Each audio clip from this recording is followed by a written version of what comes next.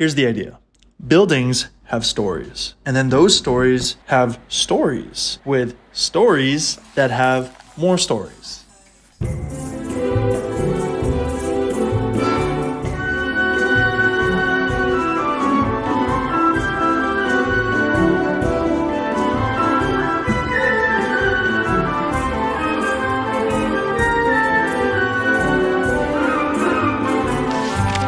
I've been thinking about this story for a couple months now. The idea first came to me when I was walking around and I, looked up into the building around me, and there was a couple and they were hugging and kind of floating around and dancing and giggling. It was really cute. And then right below them was another couple, and it looked like they were either arguing or, having a discussion of some sort. But I thought it was really fascinating and interesting that they did not know what was going on. They didn't know that those two different worlds were happening at the same time. One that represented a little bit lovey-dovey, and then another one that was a little bit more, cutthroat. But I've been trying to think about how to tell a story about these different stories that happen in buildings. What's so fascinating to me is that you can live your life without ever interacting with the person above you, below you, or right next to you. I mean, it's crazy. Just like a lot of you, I love people watching. There's something about looking at people, making up random stories about their life. I mean, I've always liked doing this, but it wasn't until my apartment caught fire where I realized just how different we are from one another and how that makes us all the same.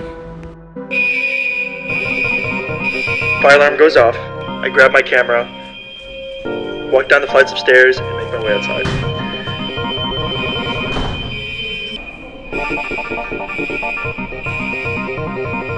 Once we realize that everything's all good, then I think to myself, what a great opportunity to meet new neighbors, meet new people.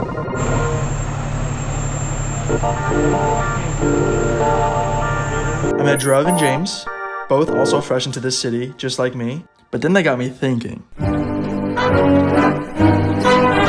This is H.C. Bauman, the architect of this building in 1928 and over 120 other ones. It's housed notable artists, writers, musicians, chefs, entrepreneurs, international guests, and nearly 100 years later, myself. What I can't stop thinking about is how much has happened in this one building, in this specific apartment. Imagine the stories told in this building. I've written like 6 or 7 scripts on this story, and I don't know how to tell it.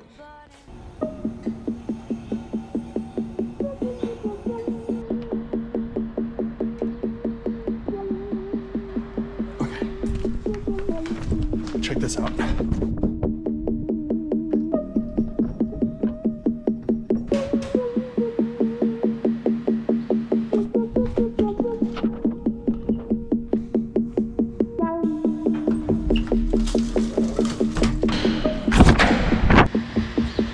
Look, storytelling is a gift some people just naturally have. Where am I? Yeah. Through practice, repetition, trial and error, life, good storytelling is birthed. And storytelling is difficult for me.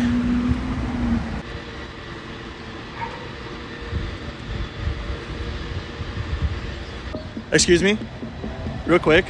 Can I ask you, what makes a good story? Sorry. Okay. Excuse me, real quick. Can I ask you one question? Can I ask you, what makes a good story? What? What makes a good story? What makes a story? Yeah, a good story. What is my question? Through practice, trial and error, good storytelling is birthed. Excuse me? Yes. I have a quick question. Yeah. I'm doing a school project. I'm sorry, but I'm kind of late. Oh, no worries, no worries. Okay, appreciate it. Yeah. Excuse me, for a school project?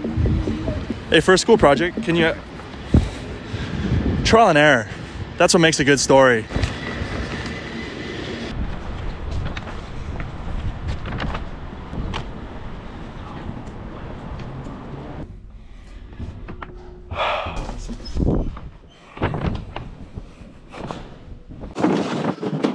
Some people are just not down to answer questions, I guess. I get it, maybe it's early. Maybe I look like... Maybe I look like a freaking factory worker right now. Anyways, let's see how this looked.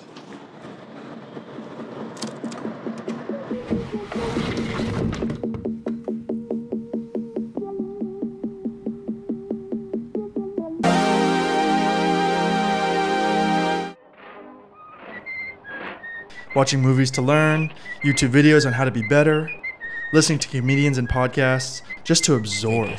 Do you understand the point? I said, yes, ma'am. She goes, do you like the point? I said, yes, ma'am. She goes, then it's yours.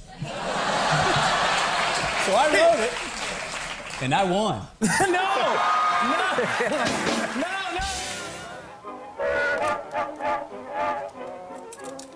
How do they turn such a simple occasion into one of the wildest tales I've ever heard?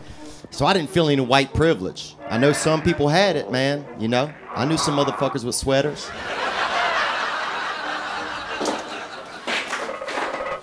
But I was 2 tank tops in the winter, okay? Steven, Matthew, Tom, Kendrick, Van, Theodore, Ali, Nathan, and Walt.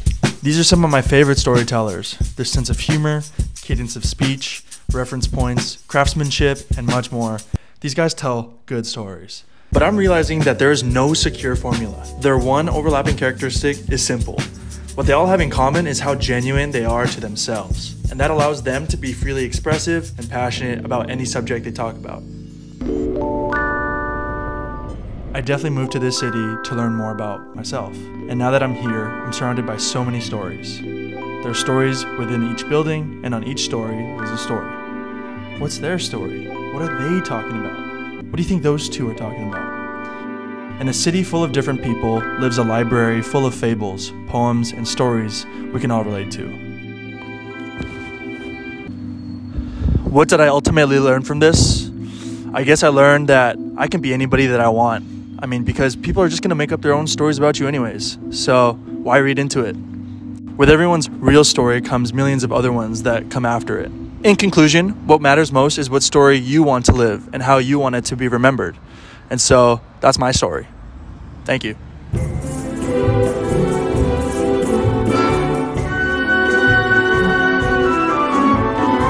If you are still watching right now, thank you so much. This is going to be the last part of the video, and it'll be cool because there's a lot of negative space. Give you a little wave, and have a good day.